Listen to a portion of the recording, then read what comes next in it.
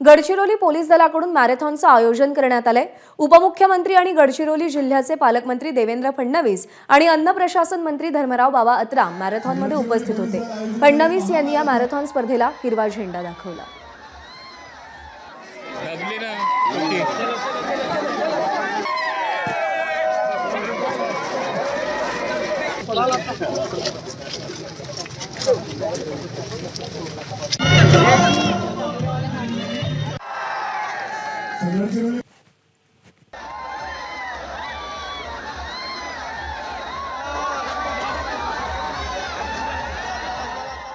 अतिशय चांगलं मॅरेथॉनचं आयोजन पोलीस विभागाच्या माध्यमातून या ठिकाणी करण्यात आलं आहे आणि प्रचंड प्रतिसाद मुलांचा आणि मुलींचा यामध्ये पाहायला मिळतोय।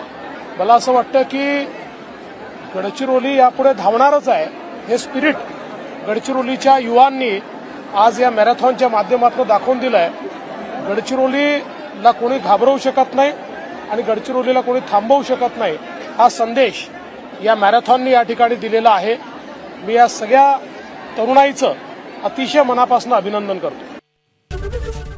एबीपी माझा, उघडा डोळे बघा नीट।